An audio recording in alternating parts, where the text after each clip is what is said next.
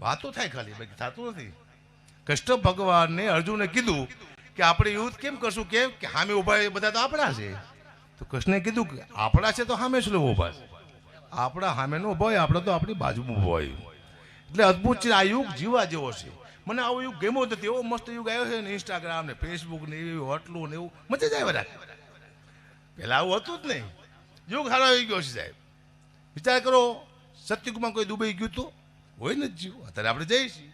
રામને લંકામાં જતા 10 વર્ષ લાગ્યા હતા, અત્યારે 5 કલાક લાગે છે. તો ઈ યુગ હારો કે આ યુગ હારો? તારામતી પોતાના દીકરાને બારવા માટે જઈને પોતાનો બાપ હરિચંદ્ર રાજા એમ કે પૈસા થાય છે, ભલે મારો દીકરો, હું તો નોકરી કરું છું, પૈસા આપે તો એના દીકરાને બારવા દે. યુગમાં ને અત્યારે એમ કહું મારો બાપ મરી જશે તો લોકો લાકડા લઈ આપે છે. તો ઈ યુગ હારો કે આ યુગ હારો? સારામાં સારો યુગ આ છે સાહેબ. ભીષ્મ પિતા હોય, ગુરુ દ્રોણ હોય, મા બાપ બધા બેઠા હોય અને પોતાની પુત્રવધુ દ્રૌપદીની હારી ખેંચાતી હોય, કોઈ ભરનો દીકરો બોલી ન શકતો હોય, અત્યારે કોઈ દીકરી હામી આંગળી લાંબી કહે તો મારી મારીને પાડી દેશે. તો એ યુગ હારો કે આ યુગ હારો? સારામાં સારો યુગ હોય તો આ કળયુગ છે, તો બહુ યુગ છે, મને ખબર પડી. સારામાં સારો યુગ જીવા જેવો છે. મોહ અને મમતા લડાવે છે આપણને બધાને. માથા આ છે, મારા આ છે ને મારા મામા છે ને મારા કાકા છે ને કોઈ કાકાને બધા પાકા છે મારા દીકરા. સમય આવે ને ઉભો રહે નહીં આપણો કાકો, સમય આવે ઉભો રહે આપણો બાપ, સમય આવે ને ઉભો રહે આપણો ભાઈ, બાકી કોઈ આપણું છે જ નહીં. સમય આવે ત્યારે ખબર પડે. મેં જોયું છે, મારો એક સમય એવો હતો મારે ખાવાના માંદા હતા. અત્યારે મારો સમય સારો આવ્યો હતો. લોકો શું કે ખબર છે, હકાપા અહીંયા ખાય છે, આ હકાપા અહીંયા ખાય છે, આ હકાપા અહીંયા ખાય છે. પહેલાં એમ કહેતા હકાપા ક્યાં ખાય છે સાહેબ, ક્યાં ખાય છે તી? અહીંયા ખાય છે. આવી ગયા સમય. મને કોઈએ કીધું કે હકુપા તમારો ખાસ મિત્ર કોણ? તો મેં કીધું સમય. મારો મિત્ર સમય છે. સમય તમારો મિત્ર હોય તો બધા તમારા મિત્ર છે. સમય તમારો દુશ્મન તો આખી દુનિયા તમારી દુશ્મન. સમયમાંથી ગોવિંદજીનો સમય ઘણા ટાઈમથી એક ધારો સારો ચાલ્યો આવે છે. આવા સારા કાર્ય કરે છે. હું માને પ્રાર્થના પણ કરું કે આજીવનનો સમય આવો ને આવો ને પોતાના પરિવાર માટે આવ્યું માને પ્રાર્થના કરું છું. સારું કાર્ય કર્યું છે. મુદ્દો સમયનો છે. આગળ કૃષ્ણ પરમાત્માએ શું કીધું કે અહીંયા કોઈ મરતું નથી કે નથી કોઈ મારતું.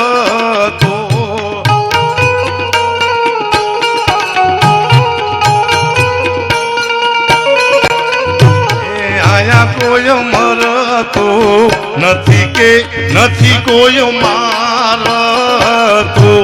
સવનો કોડીઓ કરે છે ઓલો કાળ, સમજાવું વીરા તને સાનમાં. ગોવિંદ ગીતાજી હમણાવે અર્જુન હામળો.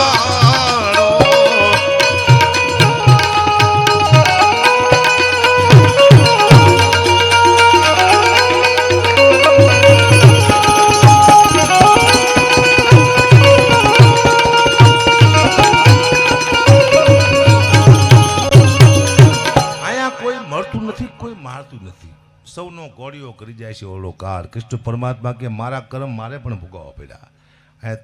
તમે કદાચ ગુનો કરો તો તમે કરતા નથી, સમય તમને કરાવે છે.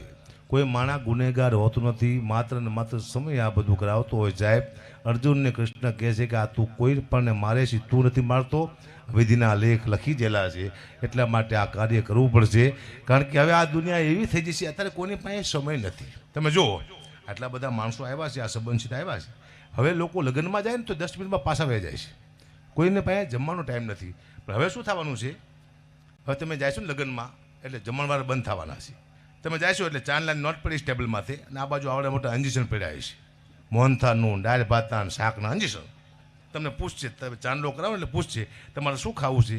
તમે કહો મોહનથાળ, આમ ભરીને ગભ સારું ધબકાર છે ને, તમને મોહનથાળનો સ્વાદ આવશે. કહો પછી પૂછશે કે તમારે સાયસ ખાવી છે કે નહીં. તમે કહો સાયસ. ખાટી કે મોરી? ખાટી. હબ સાનું ભરશે, ફરો પડકું હબ દેશે ને તમારા માથાના વાર ઊભા થઈ જાય. કહો આટલી બધી સાયસ ખાટી? આવવાનું છે આવું. સમય બદલી ગયો છે. તમે જો 50 વર્ષ પહેલાં એમ કહેતા કે એક સમય એવો આવશે આપણે અમેરિકા મોબાઈલમાં વાત કરશું, તો આપણે કોઈ માનવા તૈયાર નહોતા કે અમેરિકા થોડીક વિડીયો કોલમાં વાત થાય. કોઈ નહોતું માનતું. હજી તમે 50 વર્ષ જવા દો, હજી એવો સમય આવવાનો છે ને આ તમે નહીં માનો કે તમે આવડો મોટો ટેબ્લેટ મોબાઈલ હશે, એમાં તમે અમેરિકા વાત કરતા હશો. પૂછશો શું કરે છે કે ટોપરા પાક ખાઉં છું. મને આપને ગબ સાનું બારો આવશે. લે ખા હરામ ખોર. પછી પૂછી તમે શું કરો છો? હું પીવા બેઠો છું. થોડુંક આઈપને હબ સનો ગ્લાસ બાંધ્યો છે, લો થોડી ખારસિંગ હબ હબ છે. સમય છે, તમે નહીં માનો, તમે માનશો જ નહીં. 50 વર્ષ પહેલા તમે નથી માનતા, હજી તમે નહીં માનો. સમય ખતરનાક આવી ગયો છે. મારો તો આ ધંધો છે એટલે મને ખબર છે ખતરનાક સમય આવી ગયો છે. આપણે વાતો કરી છે આશ્ચર્ય, પણ આગળ કૃષ્ણએ શું કીધું કે દાન અલગારી ઉકેલે આવી બધી આટીઓ.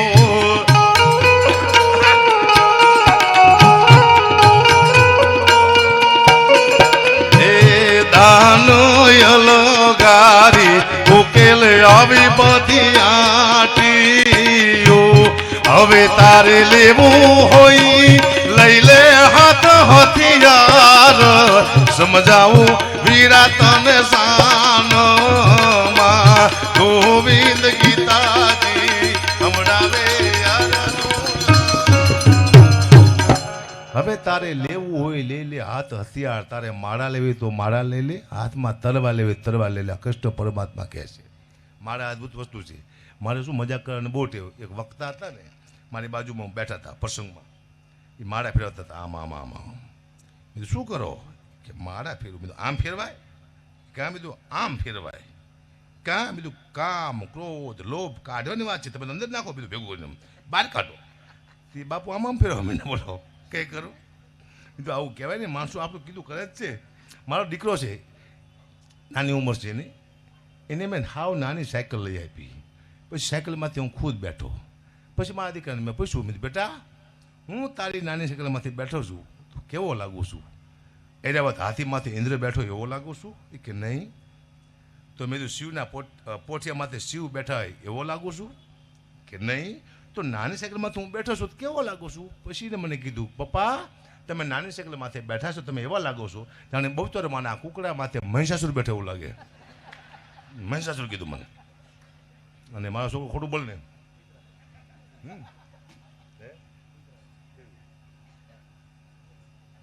મારે એકવાર પણ ફોન આવ્યો, મને કહ્યું ભાઈ પ્રોગ્રામ કરવાનો કેટલા પૈસા લઈશું?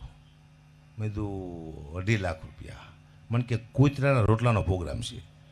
મેં કીધું હું સમજો નહીં કે જે અહીંયા પૈસા ડાયરામાં ભેગા થાય છે એના રોટલા કરી કૂતરાને નાખવાના છે. તો મેં કીધું 2.5 લાખ આપજો. મને કે અગુબા તમને કૂતરામાં ખબર ન પડતી શું કે? કીધું કેમ? કૂતરાના રોટલાનો પ્રોગ્રામ છે, શું 2.5 લાખ રૂપિયા કે? મેં તો કંઈ બોલતા નહીં, તમને 51,000 રૂપિયા અગુબા આપશું, આટલું કૂતરાનું માન રાખો.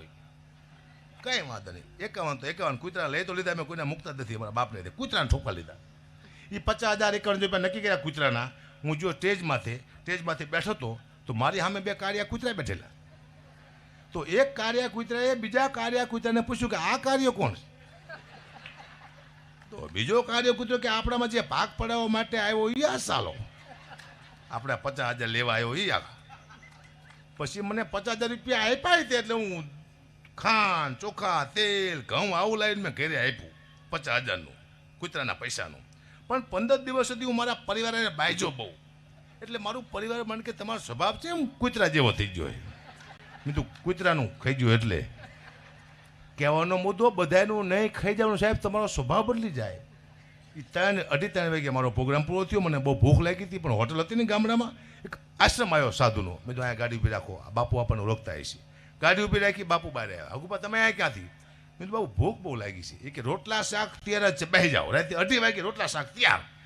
હું તો બેસી ગયો. રોટલા શાક આપ્યું મને. મારે શું ટેવ? રોટલાનું બેડકું મૂકવું, માથે શાક મૂકવું, પછી આમાં હું કરું. તે બાપુ મને કહે તમે શું કરો? મેં તો કૂતરાના ભાગનું કાઢું છું. મને કહે તમે ખાઓ એ કૂતરાના ભાગનું જ છે કે આ રોટલા હવે કૂતરાને નાખવાના કે તમે વહેલા આવ્યા તમને આપ્યા કે તમે તમારા ભાગનું ખાઈ જાઓ, કોઈનું ભાગનું કાઢશો નહીં કે. પછી મેં નક્કી કર્યું કે હું સાહેબ કોઈ દી કૂતરાના પ્રોગ્રામ નહીં કરું. આવા 8-10 પ્રોગ્રામ કરું મને થારો હડકવા હાલે. અને આવા 2-3 કલાકનું બેઠકા બોલું આવ કરે શું વાત કરો? નહીં કોઈ પ્રોગ્રામ નહીં. કૂતરાના પ્રોગ્રામ નહીં કરવા સાહેબ, દુઃખની વાત છે પણ કરવી પડશે. મને બહુ ફોન આવે છે. હકુબા છેલ્લા પૈસા કહો તમે પ્રોગ્રામના ડાયરાના. હવે તો 4 લાખ થઈ ગયા, પણ એ ટાણે કહું છું.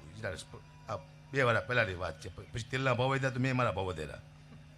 હા 2 વર્ષ પહેલાં ફોન આવેલો, હકુબા કેટલા પૈસા લઈશું? મેં તો 2.5 લાખ રૂપિયા. મને કે તમે સ્ટેજમાંથી ગલોટિયા ખાવાના છો? ના. તો 2.5 લાખ રૂપિયા છે ને હાલો. કીધું ભવિષ્યમાં અમારા છોકરાને ગલોટિયા ન ખાવો પડે એના હગો હું પહેલાં ફેસબુક બહુ વાપરતો હતો, હવે ન વાપરતો. મને નફરત આવી જાય ફેસબુકમાંથી. એમાં શું છે, ફેસબુકમાં કેવું છે, હું મારા વિડીયો મૂકીને મારા કોમેન્ટ હું વાંચતો હોય, તો એમાં મારા લાખ ચાહક હોય ને ફેસબુકમાં, તો મારા 200 વિરોધી પણ હોય, તો હારીને ખરાબ 2 કોમેન્ટ આવે એમાં. વાંચતો તેમાં આવે, વાહ કા ભા, એટલે હું ખુશ થઈ જવાનો. કોને લખ્યું છે?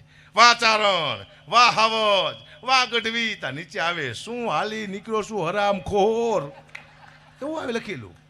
અને એવા સાલા ફેક આઈડી વાળા છે, જડતા જ નથી. પણ મેં 2-3 ગોતી લીધા. તે મારા હગાવાલા નીકળ્યા. બોલો, મારા મામા દીકરો રોજ મને કહી દીધું કોમેન્ટમાં, પછી ખબર તો મારા મામા દીકરો છે. દુઃખની વાત છે. એમાં પાછી 2 નિશાની આવે છે ફેસબુકમાં. મજા આવે તો આમ નિશાની આવે છે, ન મજા આવે તો આમ. તે મારો આખું વિડીયો જોઈને પછી મારા દીકરા આમ કરે. એટલે મેં તું મારા બાપુ આમ કરી જાય, તમે એકવાર આમ તો કરો. નથી કરતા જ નથી. હા, મને યાદ છે ને 40 વર્ષ થયા, મારી 8-10 ઉંમર હશે, અને મારા બાપુ